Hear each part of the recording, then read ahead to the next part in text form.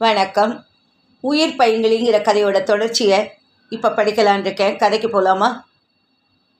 தன்னை பற்றி ஏதோ தெரிந்துதான் அம்மா பொடி வைத்து பேசுகிறாள் என்பது புரிய இருவரையும் விழித்து பார்த்தாள். நான் சென்னையிலேயே வீடு பார்க்கலன்னு இருக்கேன்க்கா. சம்யுக்தா மெல்ல ஆரம்பித்தாள். இந்த வீட்டுக்கு என்ன குறை? வீட்டுக்கு ஒன்றும் குறையில்லை. தனியாக இருக்க எனக்கு கஷ்டமாக இருக்குது. சாப்பாட்டுக்கு சிரமமாக இருக்குது. இவங்க அங்கேயே வந்துட்டால் நல்லா இருக்கும்னு தோணுது. சரி பாரு, பார்க்கறது தான் பார்க்குற, பெரிய வீடாகவே பாரு. அங்கெல்லாம் வாடகை ஜாஸ்திக்கா, கட்டுப்படி ஆகாது. அதை பற்றி உனக்கு என்ன? நான் தரேன் காசு, நல்ல வீடாக பாரு. எனக்குன்னு தனி ரூம் வேணும். இது என்னடா புது பூதம் என்று மிரண்டு போய் அம்மாவை பார்த்தாள் சம்யுக்தா. அம்மா வெடுக்கண்டு எழுந்து உட்கார்ந்தாள். குப்பையை மடியில் கட்டிட்டு போக இங்கே யாரும் தயாராக இல்லை. எதை குப்பைங்கிற? உன் நாத்தம் உனக்கு தெரியலையா? இல்லை நாத்தமே நறுமணமாக தெரியுதா? அக்கா அம்மாவை உற்று பார்த்தாள். ஆக எல்லாம் தெரிந்து விட்டது இவளுக்கு. தெரிந்தால் என்ன, இன்னும் தைரியமாய் போய்விட்டு வரலாம். முழுக்க நனைந்தவளுக்கு முக்காடு எதற்கு? குளிர்தான் ஏது? ஆமாம், நான் குப்பை தான். இப்போ என்னங்கிற? வெக்கமா இல்லடி இப்படி பேச? நல்ல குடும்பத்தில் பிறந்துட்டு இப்படி நார பிழப்புக்கு போக எப்படி மனசு வந்துச்சு உனக்கு? காலகாலத்தில் உன் புருஷன் எனக்கு ஒரு கல்யாணம் பண்ணி வச்சுருந்தா இப்படி குப்பையாக இருப்பேனா? உன் புத்தி அழுகி போன புத்திடி. நாங்கள் கட்டி கொடுக்கலங்கிறது ஒரு சாக்கு. நாங்கள் கட்டி கொடுத்துருந்தாலும் நீ குப்பையாக தாண்டி ஆகியிருப்ப. எங்களை பழி சொல்லி உன் காரியத்தை நியாயப்படுத்திக்காத. ஸோ நான் உங்கள் கூட வரதில் உங்களுக்கு இஷ்டம் இல்லை, அப்படித்தானே? நீ கைமீறி போயிட்டேடி. இனி திருத்தவும் முடியாது, திருந்தவும் மாட்டேன். உனக்கு எதுக்கு இனி வீடு உறவெல்லாம்? அதான் ஊர் முழுக்க உறவு வச்சிருக்கே. தயவு செஞ்சு எங்களோட வந்து எங்கள் நிம்மதியை குலைச்சிடாத. உன்னை பெத்த பாவத்தை எங்கே போய் கழுவிக்கிறதுன்னு புரியாமல் விழிக்கிறேன்.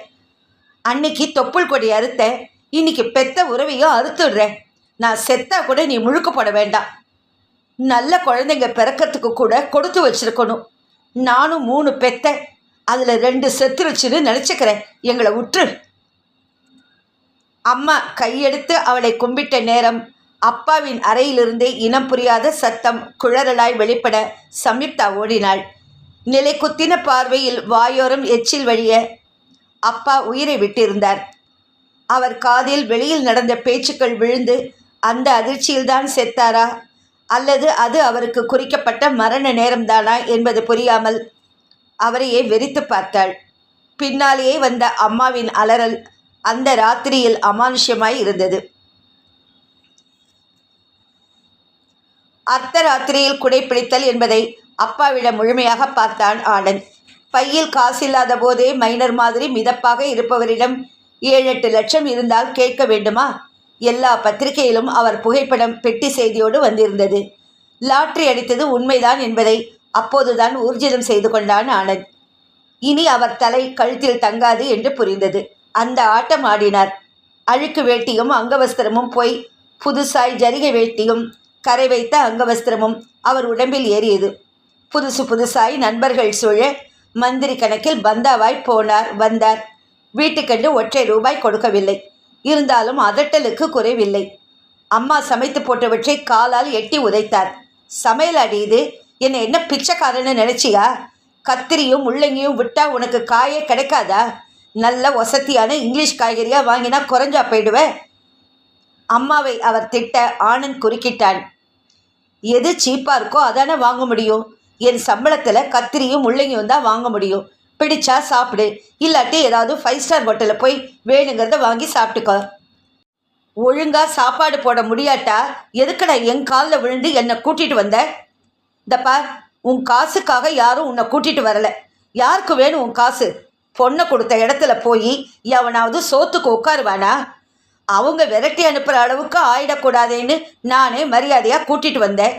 நீ இந்த வீட்டில் இருக்கணும்னு யாரும் மூக்கால அழலை. தாராளமாக நீ உன் காசை எடுத்துக்கிட்டு எங்கே வேணால் போய் தொலை. உனக்காக நான் கத்திரி முள்ளங்கியை மாற்றிக்க தயாராக இல்லை. அப்பா அவனை வெறித்து பார்த்தார். தன் பருப்பு எதுவும் அவனிடம் வேகாது என்பது புரிந்தது. பணத்தால் அவர்களை ஆட்டி வைக்கலாம் என்று அவர் போட்ட கணக்கு தப்பாயிற்று. லாட்ரி பணத்தால் தன் மரியாதை எள்ளளவும் கூடவில்லை என்ற உண்மை உறுத்திற்று. இதற்கு மேலும் இங்கிருக்க வேண்டுமா என்று நினைத்தவர் வீட்டை விட்டு வெளியேற தீர்மானித்தார். காசை விட்டெறிந்தால் கால் பிடித்துவிட 1000 நாய். மரியாதை இல்லாத வீட்டில் இருந்து எதற்கு தன் சுகம், ருசி, சௌகரியம் அனைத்தையும் இழக்க வேண்டும்? அவர் ஆனந்தை பார்த்தார்.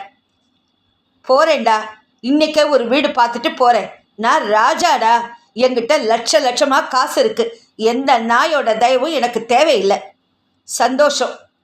அவர் அங்கவஸ்திரத்தை உதறி போட்டுக்கொண்டு கிளம்பிய நேரம் உள்ளிருந்து வேகமாய் வந்து அவர் எதிரில் நின்றாள் அமுதா.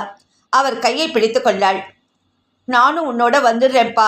இந்த குகையிலேருந்து என்னை கூட்டிட்டு போயிடு. வீடு விக்கித்து நின்றது. கடவுளுக்கு அடுத்தாற்போல் இந்த உலகில் சக்தி வாய்ந்தது கடவுள் படைத்த, மனிதன் படைத்த பணம்தான்.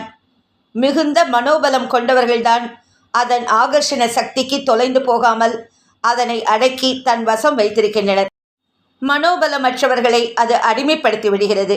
தலையை பூமியில் புதைத்து விடுகிறது. மனித மனம் இரும்புக்கு சமானம்.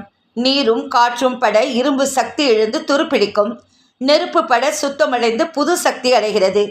சுயநலம் என்னும் காற்றும் பணம் என்னும் நீரும் பட மனமும் துருப்பிடித்து வலுவிழக்க ஆரம்பித்து விடுகிறது.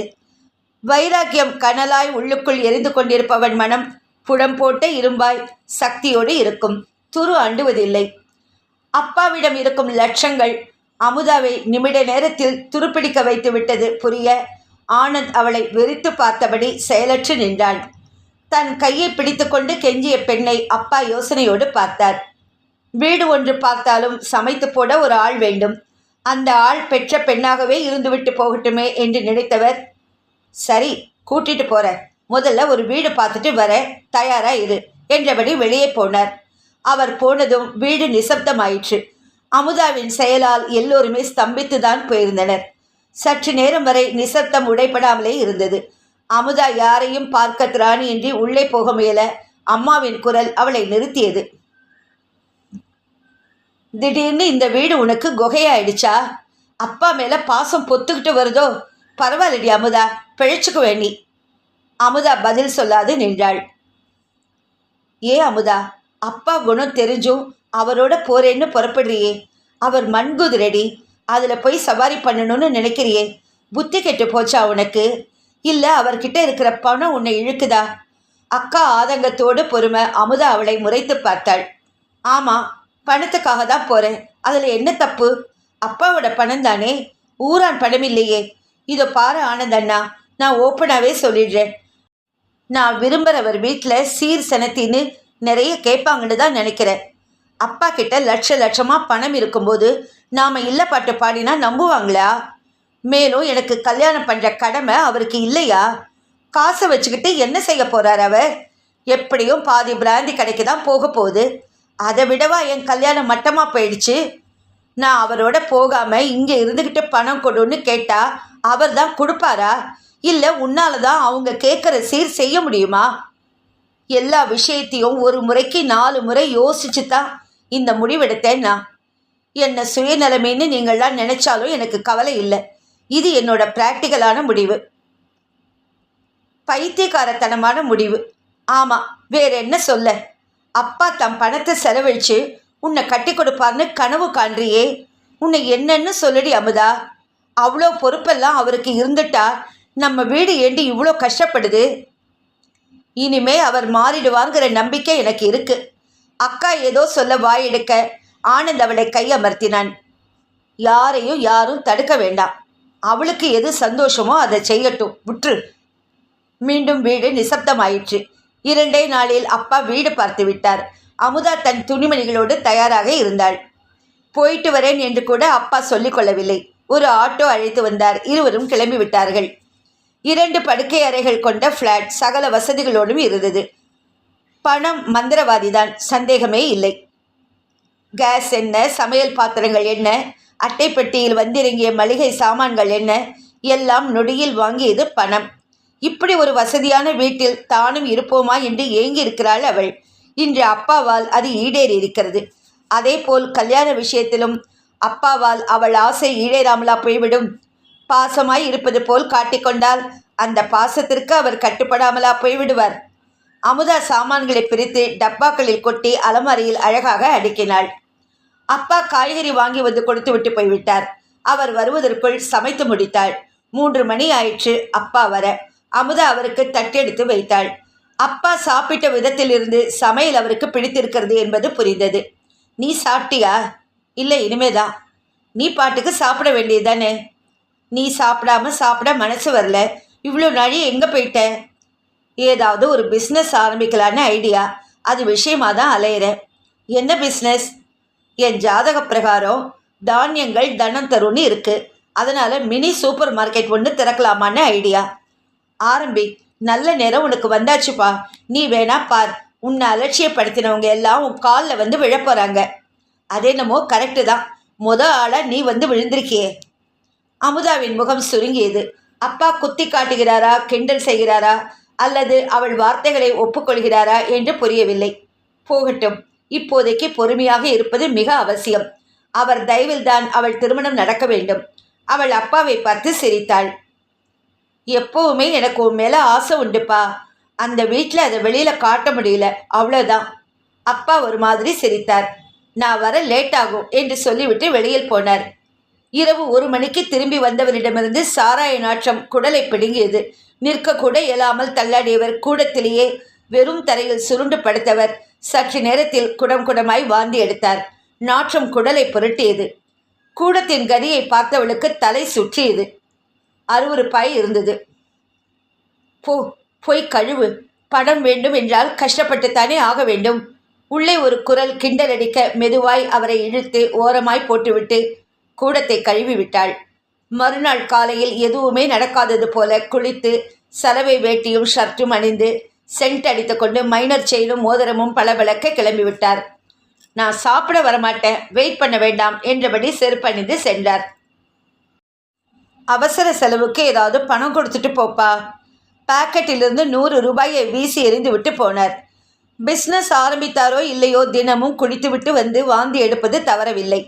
இப்படியாவது சிரமப்பட வேண்டுமா, போய் விடுவோமா என்று கூட சில நேரம் தோன்றியது. திருமணம் ஆகும் வரைதானே என்று சமாதானப்படுத்தி கொண்டாள். அப்பா இப்போதைக்கு வரமாட்டார் என்ற பட்சத்தில் விஜயை பார்த்துவிட்டு வந்தால் என்ன? அடுத்த அரை மணியில் கிளம்பினாள். பப்ளிக் பூத் ஒன்றிலிருந்து விஜயின் வீட்டுக்கு ஃபோன் பண்ணினாள். நல்ல காலம் விஜயே லைனில் வந்தான். நான் அமுதா பேசுகிறேன் விஜய். ஏய், என்ன ஆளையே பார்க்க முடியல? வீட்டில் சில பிரச்சனைகள். நான் இப்போ அப்பாவோட இருக்கேன். எங்கே அட்ரஸ் சொல்லு, நான் வரேன். நீங்களா? இங்கேயா? தயங்கியவள் பிறகு சரி வாங்க என்று சொல்லி விலாசம் கூறினாள். அடுத்த 3/4 மணி நேரத்தில் விஜயின் 2 வீலர் கீழே காம்பவுண்டில் நுழைந்தது. சாவியை சுழற்றியபடி ஏறி அவர்களது ஃப்ளாட் மணியை அழுத்தினான். கதவு திறந்ததும் விசில் எடுத்தபடி உள்ளே வந்தான். வீட்டில் யாரும் இல்லையா? இல்லை. ஒரு நிமிஷம் என்றவன் கதவை தாளிட்டு விட்டு அவளை மூச்சு திணற அணைத்து கொண்டான். ப்ளீஸ் விடுங்க விஜய். வேண்டாம், என்னை டென்ஷன் ஆக்காதீங்க, விடுங்க. இதுக்கு தான் நான் தயங்கினேன். டேஞ்சர் ஆகிறதுக்கு முந்தி கிளம்புங்க சொல்கிறேன். ஆமாம், உங்கள் அப்பாவுக்கு லாட்ரி அடித்தது நிஜம்தானா? பேப்பரில் தான் போட்டிருந்ததே. இப்போ நம்புகிறேன். ஆமாம், இது என்ன சொந்த ஃப்ளாட்டா வாடகையா? வாடகை தான். நல்லா இருக்கா? கிச்சன் நல்லாயிருக்கு, ஹால் நல்லாயிருக்கு, பாத்ரூம் நல்லாயிருக்கு. பெட்ரூம் எப்படி, நல்லா இருக்குமா? கொழுப்பு, நல்லா தான் இருக்கும். அவன் கண்ணடிக்க பொய்க்கோபத்தோடு அவனை முறைத்து பார்த்தாலும் அவள் பலவீனம் கண்களில் தெரியத்தான் செய்தது. அந்த பலவீனத்தை அவன் பயன்படுத்தி கொண்டான். இரவு 11 மணிக்கு வழக்கம் போல் சாராய நாற்றம் கட்டியம் கூற வந்தார் அப்பா. ஒரு வழியாக பிஸ்னஸ்க்கு பார்ட்னர் பிடிச்சிட்டேன். திருவான்மியூரில் இடமும் பார்த்தாச்சு. நான் 2 லட்சம், அவன் 4 லட்சம்னு ஷேர். அவன் பெரிய ஆள், பணக்காரன். எல்லா வேலையும் அவன் பார்த்துப்பான். லாபத்தில் என் ஷேருக்கு உண்டான பங்கு மட்டும் மாதம் கரெக்டாக வந்துடும். என்னைக்கு திறப்பு விழா? நாளைக்கு என் பார்ட்னர் இங்கே வருவான். கிராண்டாக சமைச்சு வை. நாளைக்கு தான் எல்லாத்தையும் பற்றி பேசி அக்ரிமெண்ட் போட போகிறோம். சமைத்து டேபிளில் எடுத்து வைத்து விட்டு குளிக்க போனாள் அவள். 11 மணிக்கு வந்தான் அப்பாவின் பார்ட்னர். அப்பா மாதிரியே நாற்றம் அடித்தது. அமுதாவை விழுங்கி விடுவது போல பார்த்தான். 40 வயசு இருக்கும். பிரீஃப் கேஸில் கற்றை கற்றையாய் பணம் வைத்திருந்தான். 3 மணிக்கு அவன் போனதும் அப்பா அவளை அழைத்து உட்கார் என்றார். என்னப்பா, அவனை பார்த்தியா? எப்படி இருக்கான்? எப்படி இருந்தா என்ன? யோகியனா இருந்தா சரி. பிஸ்னஸ்னால் ரொம்ப ஜாக்கிரதையாக இருக்கணும். சேச்சே, நல்லவன் தான். எக்கச்சக்க பணம். இந்த பிஸ்னஸ்க்கு ஒரே ஒரு கண்டிஷன் தான் போட்டிருக்கான். எழுதப்படாத அக்ரிமெண்ட், ஜென்டில்மேன் அக்ரிமெண்ட். என்ன கண்டிஷன்? உன்னை அவனுக்கு கட்டித்தரணும்னா சரின்னுட்டேன். பால் கேட்டால் பார்க்கடலே தேடி வரும்போது யாராவது வேண்டான்னு வாங்களா? அப்பா அசட்டு சிரிப்பு சிரிக்க அமுதா ஆணி அறைந்தாற் போல் அமர்ந்திருந்தாள். சம்யுக்தா அம்மாவை அழைத்து கொண்டு காஞ்சி மண்ணிலிருந்து கிளம்பினாள். சாமான்களை மூட்டை கட்டி தெரிந்த ஒரு லாரி சர்வீஸில் அனுப்பிவிட்டு சூட்கேஸ்களை மட்டும் கையில் எடுத்துக்கொண்டு கிளம்பினார்கள். அக்கா முறைத்து பார்த்தபடி அமர்ந்திருந்தாள். நாங்கள் வரோம். கூட பிறந்த தோஷத்துக்கு மறுபடியும் சொல்கிறேன், இந்த தொழிலை விட்டுட்டு வேற எங்கேயாவது போய் மானத்தோடு ஜீவிக்க பாரு. ரொம்ப நாள் இது உனக்கு சோறு போடாது. இளமை சீக்கிரம் போயிடும். அப்புறம் யோசிச்சு நல்ல வாழ்க்கைக்கு முயற்சி செய். அக்கா சரிதான் போடி என்பது போல அமர்ந்திருந்தாள். இருவரும் கிளம்பினார்கள். கௌதமிடம் ஃபோனில் பேசி சாமான்கள் வைத்துக்கொள்ள அனுமதி வாங்கியிருந்ததால் வீடு பார்க்க வேண்டிய பிரச்சனை தீர்ந்தது. சீக்கிரமே வேறு நல்ல வேலை கிடைத்தால்தான் நல்லது. இன்னும் கொஞ்சம் கூட வசதியாக இருக்கலாம். ஒற்றை ரூமில் ரொம்ப நாள் வசிக்க முடியாது. அதற்கு அவர்கள் அனுமதிக்கவும் மாட்டார்கள். இது தற்காலிக அனுமதிதான். வீடு பார்த்துக்கொள் என்று கௌதம் சொல்வதற்கு முன் ஏதாவது ஏற்பாடு செய்து கொண்டு விட்டால் நல்லது. அம்மாவை அறையில் விட்டுவிட்டு ரிசப்ஷனுக்கு வந்து ஆனந்தின் அலுவலகத்திற்கு டெலிஃபோன் பண்ணினாள். ஆனந்தின் குரல் கேட்டதும் துக்கம் நெஞ்சை அடைத்தது. அப்பாவுக்கு என்னாச்சு சம்யுக்தா? கௌதம் சொன்னதும் ஷாக் ஆயிடுச்சு. நல்லா தானே இருந்தார், எப்படி ஆச்சு? வரலாமான்னு கூட பார்த்தேன். உனக்கு எந்த தர்ம சங்கடமும் வேணான்னு விட்டுட்டேன். பெரிய கதையே நடந்துடுச்சு ஆனந்த். அதோட கிளைமேக்ஸ் தான் அப்பாவோட மரணம். எதையும் ஃபோனில் சொல்ல முடியாது. எனக்கு உங்களை பார்க்கணுமே. உங்ககிட்ட சொல்லி அழுதாதான் ஒரு ஆஸ்வாசம் கிடைக்கும். அதுக்கென்ன, சாயங்காலம் வாயேன். எந்த இடம்? செக்ரட்டேரியட்டுக்கு எதிர்க்க லேண்டில் இருக்க. 5 மணிக்கு சரியாக வந்துரு. எனக்கும் நிறைய விஷயம் சொல்லணும். ஃபோனை வைத்தாள். ஊரிலிருந்தே கொண்டு வந்திருந்த டிஃபனை அம்மாவோடு சேர்ந்து சாப்பிட்டு விட்டு சற்று நேரம் படுத்தாள். இதன் தொடர்ச்சியை அடுத்த பகுதியில் படிக்கிறேன். அடுத்த பகுதியோடு இந்த கதை முடியுது.